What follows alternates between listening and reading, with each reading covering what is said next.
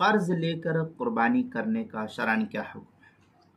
چنانچہ اگر قربانی واجب ہے اور نقد رقم بر وقت نہیں ہے تو قرض لے کر قربانی کرنا لازم ہوگا ایسے شخص کے لیے۔ چنانچہ فتاوی ہند میں ہے وَأَمَّا شَرَائِطُ الْوُجُوبِ مِنْهَا الْيَسَارِ وَأَمَّا حُكْمُهَا فَالْخُرُوجُ عَنْ عُهْدَةِ الْوَاجِبِ فی الدنیا۔ اس طریقے کی عبارت فتاوی ہندیہ جلد نمبر 5 صفحہ نمبر 292 پر نقل کی گئی۔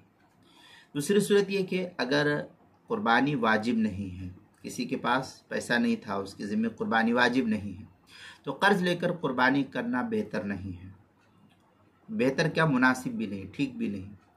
تاہم اگر قربانی قرض لے کر کے کرے گا تو قربانی ادا ہو جائے گی اور ثواب بھی ملے گا، اور قرض کی رقم ادا کرنا اس شخص کے ذمہ لازم اور ضروری ہوگا۔ لیکن یہاں یہ احتیاط کرنا چاہیے کہ جب اللہ کی طرف سے فرض نہیں ہے تو پھر اس صورت میں جو ہے اس کو احتیاط کرنا چاہیے۔ چنانچہ فتاوی ہندیہ کے اندر ہے وَلَوْ كَانَ عَلَيْهِ دَيْنٌ بِحَيْثُ لَوْ صَرَفَ فِيهِ نَقْصُ نِصَابَهُ لَا تَجِبُ۔ فتاوی ہندیہ کی عبارت ہے جلد نمبر 5 صفحہ نمبر 292۔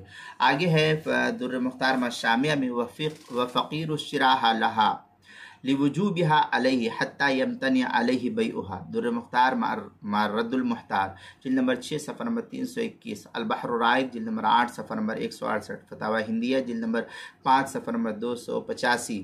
بدائع الصناع جلد نمبر 5 صفحہ نمبر 45۔ فصل اما بیان الشرط حل الاکل فی الحیوان۔ اس طریقے کی عبارت جو ہے نقل کی گئی۔ اسی طریقے سے قربانی کے مسائل کا انسائکلوپیڈیا، اس کے حروف تہجی قاف 2 نقطے والی عنوان ہے قرض لے کر قربانی کرنا، صفحہ نمبر 130 پر اس کو نقل کیا گیا ہے۔